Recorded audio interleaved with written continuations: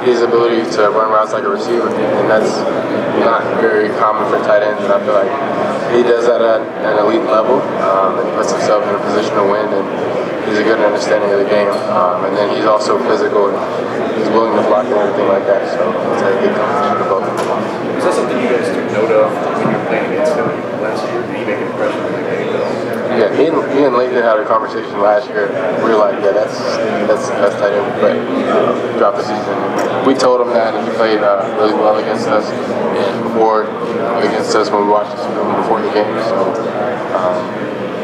it was just good to watch him play, and now that he's on our side of the Big Ten, it's a great feeling. What does going up against a player like Jeremiah in practice every day do for a guy like you who faces some of the best wide receiver talent in the country week after week? I feel like it allows you to compete against the best in practice, so that when the game comes down, there's no difference. It's an opportunity to test yourself against the best, which is always a good thing to see what you're going to have. He's an elite talent and an elite person. So it's just a great thing to be around. Who's the toughest person you've ever had to go up against? Josh Allen. Josh Allen? How much does it help to have a coordinator like Matt Patricia as far as having the experience and being able to disseminate that experience to you? It's great. Just the ability to learn from him. He's been in a lot of big games. He's coached in a lot of Super Bowls and everything like that. Just the ability to learn from his experiences and just pick his brain on ball. It's an honor to be around him. He has an elite mind and level of thinking about the game. So it's an honor to be around him. What are a couple of things that you've worked on in the offseason to make yourself better for this upcoming season? I feel like as a defender, there's always a couple things that you always need to work on and always get better at. Tackling is always something that you need to get better at. And then trying to take away the ball, whether that's stripping the ball, intercepting the ball. Finding ways to get the ball away from the offense is something that everyone should work on. Caleb, obviously, we're not going to ask you for the secrets of Matt Patricia's defensive runs in here, but is there something that you have noticed over the last 6 months with him that maybe you feel is changing potentially your role in the defense and that you're excited about? No, I feel like most of the time defense is defense. So at the end of the day, you're in every position on the field at every time in safety. So I feel like I'll be multiple like I was last year, and the ability to move around is something that I take pride in. But a lot of the same stuff we did last year, I'm expecting a lot of the same stuff. So. You're on a little bit of a pitch count. How are you excited for fall camp? Oh, I'm super excited about fall camp. Just to see where we're at, see where we're at as a team, seeing the improvements that we made and how we've tried to push ourselves to get better this offseason. So I'm excited to see where we're at with the offense. Just excited to see myself in the offseason that we've had. Back in the spring, think about taking down signs this team this year, not anything like last year. How is that positively affecting you guys for the summer? You see those decisions get ready for this year? I feel like it's just putting ourselves back at zero, giving ourselves the opportunity to earn something new, to not have last year hanging over our head, just the opportunity to say we're going to work for whatever we can work for this year, and we're going to try to be the best that we can. That's all that we can control. Do you feel like you and your teammates are adapting to that and making that be real for you? I feel like there's a hunger. We've worked out vigorously trying to get better, trying to better ourselves physically and mentally. Just finding ways to chop wood here and want to push ourselves to get better at the little things every day and not just focus on grandiose scheme of we want to win this game, we want to win this game, but every day find ways to get better at something. How does Texas first change from fall camp? I mean, either way, you got to come into the first game prepared and ready to play. So I wouldn't say it changes much at the end of the day. I told you, be prepared to do a certain team and another team. Makes sense. So just trying to prepare at an elite level every game and make sure that our preparation is the same. Have younger players just step in big holes in this roster. Go into that first game. Not only is it a big time matchup, the first game after the national title, there's going to be a lot of that that game, a lot of emotions. How do I guess you kind of balance that? You're someone who plays in Texas. How do you balance those emotions when maybe that experience is so far? I mean, we actually talked about that the other day. The emotions are going to be on 10 for the first game. You got to find a way to find what level your emotions need to be at when you're playing, because it doesn't necessarily always need to be going full head of the game, out of control. So just finding what mental space do you play your best at, and I feel like that's a big thing for especially people that haven't played. Finding out do I need to be more energized, where do I need to be for the I feel like that's something that each team faces, and I feel like you get better at it throughout the season. It's definitely a question that everybody has to go through at the beginning of the season. You seem like someone who's done a good job balancing emotions throughout the year. Do you feel like some of that was natural? Did you feel like you had to learn a lot, being thrown into fire freshman year? I feel like a lot of that is just confidence in what you're supposed to be and who you're supposed to be. So, I mean, my freshman year, I felt I was supposed to be where I was at. I was supposed to be playing. So, when that opportunity arises in the moment, it's kind of just like, let's do it. There's nothing else to think about, nothing else to worry about. Let's go play ball. And I feel like most situations that you go in with that mindset of, this is what I'm supposed to be doing, I have everything that I need, I'm going to go excel and I'm going to go succeed, things work out. Caleb, go ahead.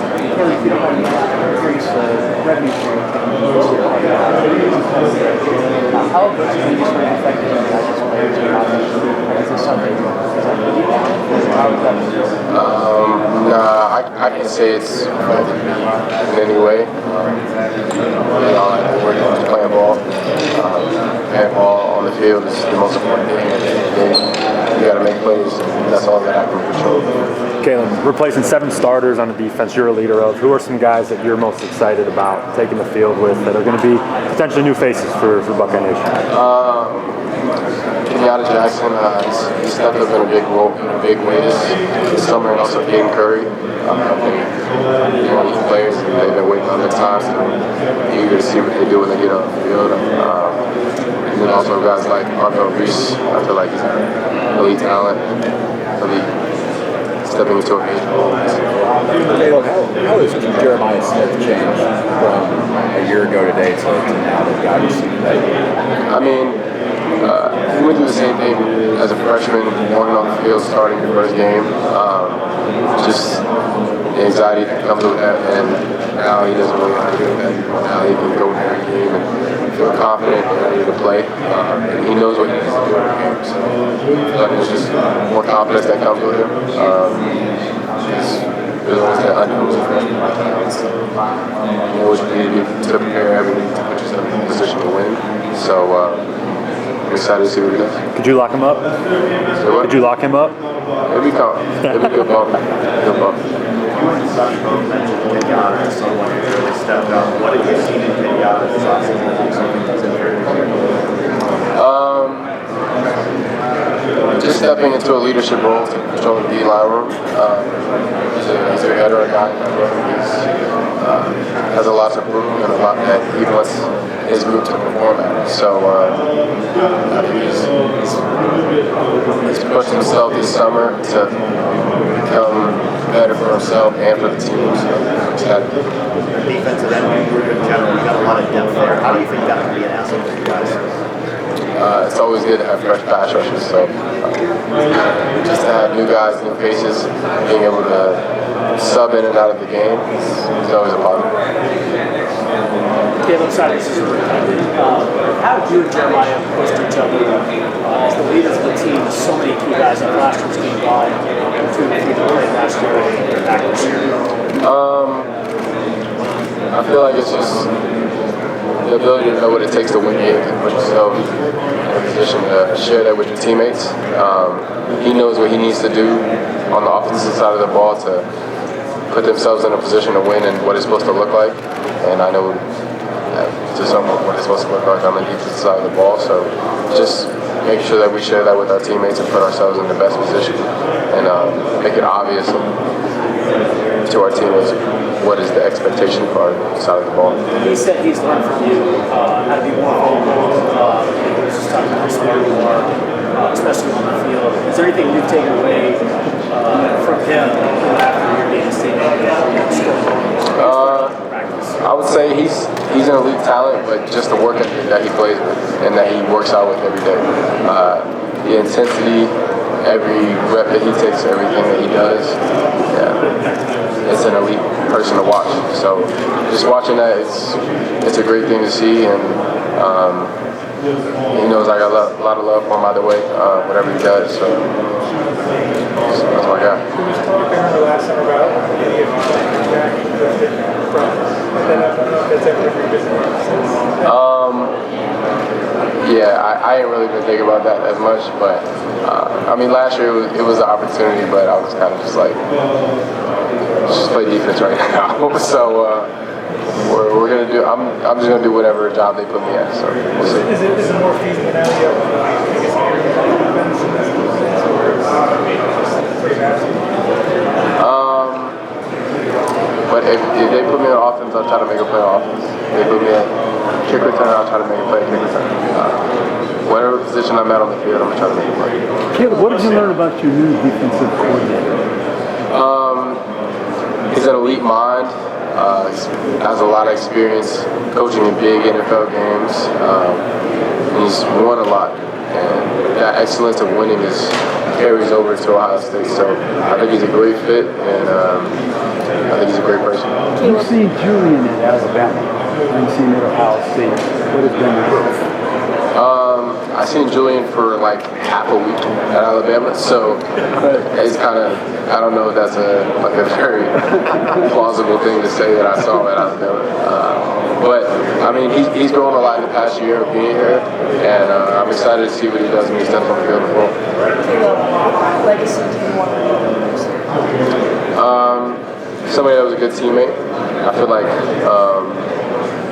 on the field, tackles, picks, pick sixes, that type of stuff, that'll take care of itself, and that's the things that doesn't really need to be talked about, because at the end of the day, every player always has that stat around their name. But can I be a leader to my teammates? Can I be somebody that they can count on? I feel like that's a truly important thing that can't really measure. Last one, more of a fun question. If the NCAA did a college version of Hard Knocks, who on your team would be a character? Hard Knocks. Sonny Styles. He's a clown. I would say Sonny Styles.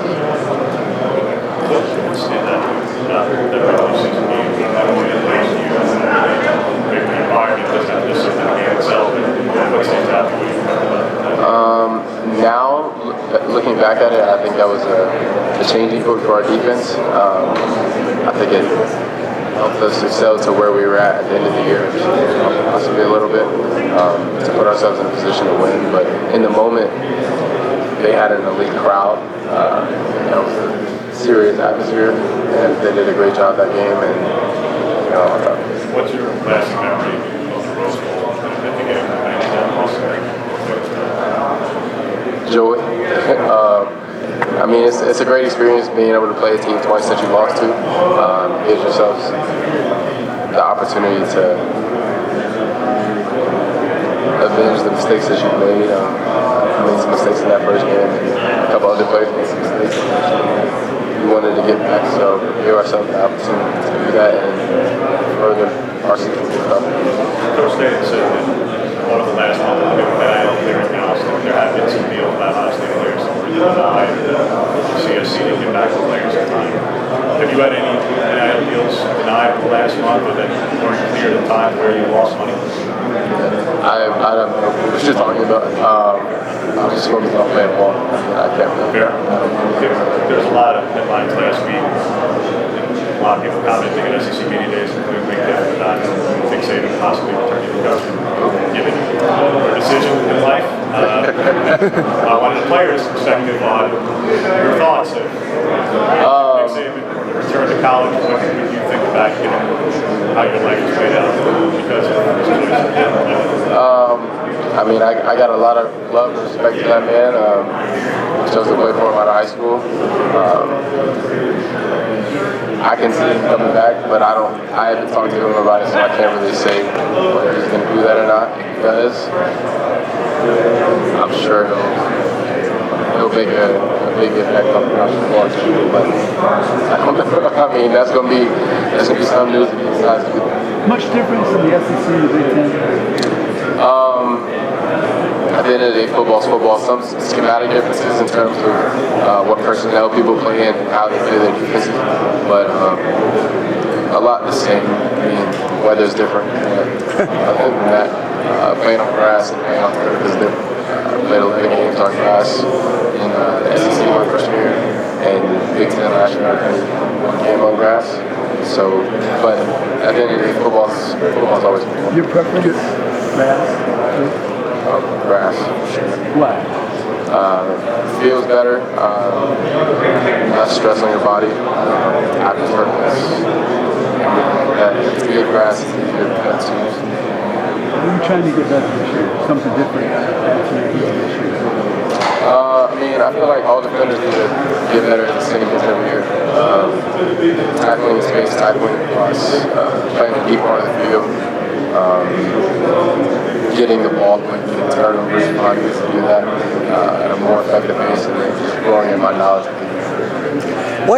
What sort of creative things, and I'll apologize if I ask any repeats here, but what sort of creative things have you seen you guys start to be able to do maybe with working in Jalen McClain and Malik Hartford next to you? I know there were some different experiments it looked like you guys were working on, maybe different formations in the back end. Just how do you think the versatility of you three together and the different places you three can play will play off each other? I feel like we're all like really talented players and have the chance to be elite at what we do. I feel like they're both stepping into who they want to be on the field, growing into leadership roles on the team for sure. And I feel like they made a lot of strides this year. So I'm excited to see how the first couple days of camp go, and then see where we're at after that. But it should Yeah, and then as someone who's now spent a year in both conferences, do you think the Big Ten has overtaken the SEC in terms of the caliber top to bottom? Do you see it as about equal? Where do you stand? I feel like whatever team wins the national championship can say whatever they want. So the Big Ten's won the past 2 years, so they can claim whatever they want to claim until somebody else takes it. Is there a guy on the defense that maybe we're not talking about that you know is going to step up this coming fall?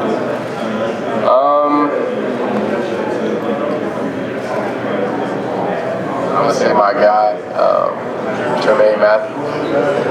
I mean, I'm not even gonna say too much. I just feel like he's an elite guy. Is he the best trash talker on the team? Best trash talker on the team?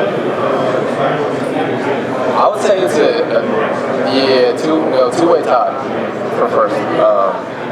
Jermaine Matthews and Brandon is two big trash talkers on the team for sure. Don't ask Coach Mick who he would put my name.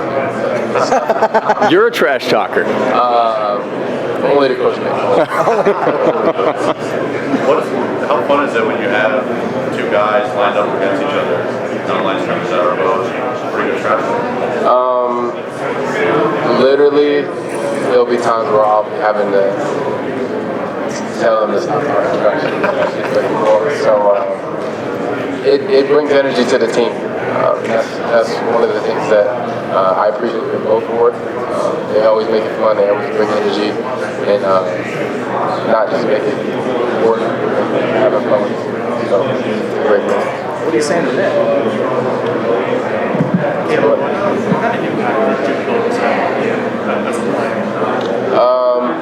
It allowed me to further my knowledge of the game. I feel like the more people that you're around in this game, the more you have the chance to learn. So I feel like he furthered my education and used as a great person to learn how he thought of the game and how he prepared for the game.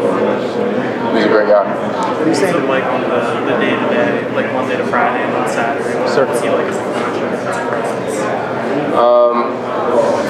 Very focused, very intentional, hard-nosed for sure. He wanted how he wanted it, and I appreciate that because you got to have some opinion on how you want things to be done. So I appreciate him for that. He helped our team a lot. What would you use to describe Jeremiah Smith? If you had to use a word or a sentence to tell someone that's never seen a highlight. Elite. Yeah, just elite. Elite at what he does. Elite talent. Elite off the field. Elite on the field. He's elite. You go 1v1, who wins that battle? How many are we doing? 10. Yeah, I'm always going to take lead, so 6'4", I guess. Yeah, I'm always going to take lead. Coach Day said that he thinks Jeremiah can be a number one wide receiver in the NFL. Obviously, he has to wait a couple years to be possible. What do you think about him? Wait until you're... I mean, I see the positives of it because the NFL is such a violent game. Some people may not be fully developed or ready to go play at that level, but I feel if you are, though, it's kind of a, I wouldn't say it's a bad thing. It's just, it limits your options for sure. So it's a rule. It's a rule. Jeremiah said that he was minded? Yeah, I mean, I loved watching college football as a kid, and I love playing college football, so I don't have any type of... But should there be exceptions for players like that in the future? That's for the NCAA and side, but if somebody's ready to go, if somebody has the ability to do it, and they're willing to take that chance of saying, I'll be the youngest guy to get there, I can see it.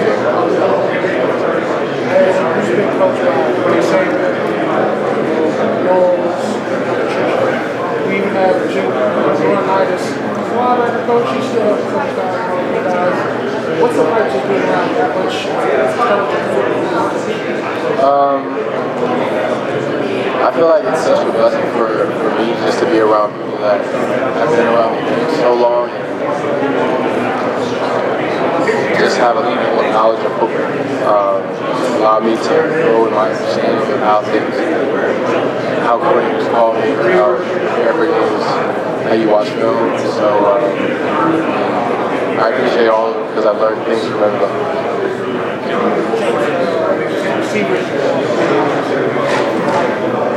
Jeremiah has Florida pretty much closed the chapter of the best state for receivers. Say it again?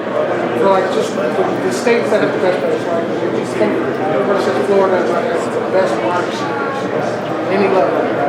What you've seen on like football you play, what state has the best receivers?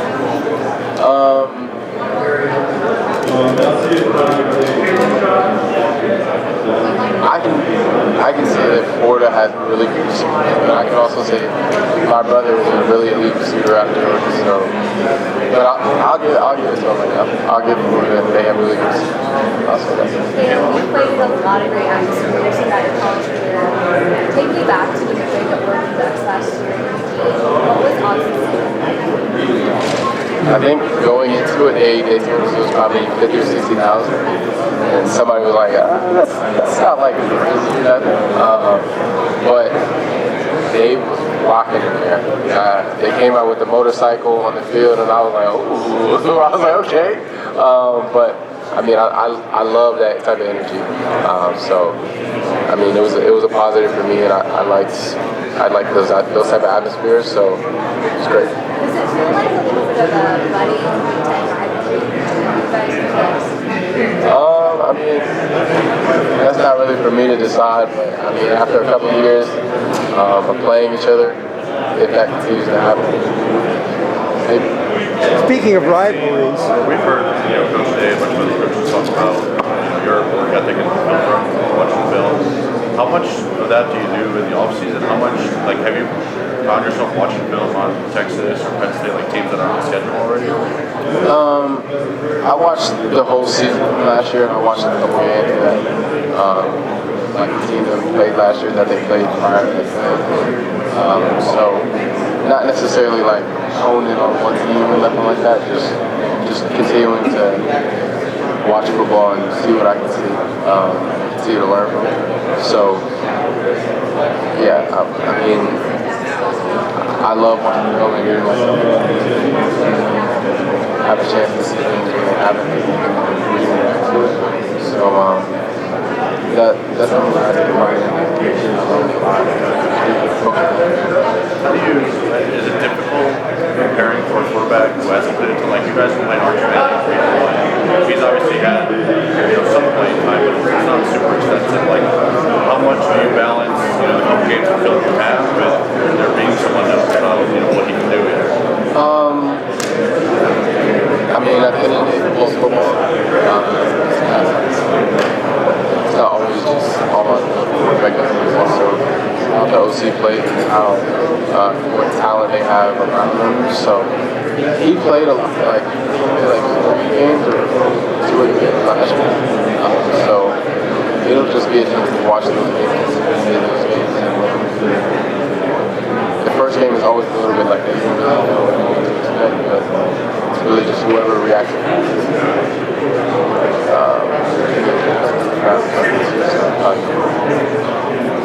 Last question for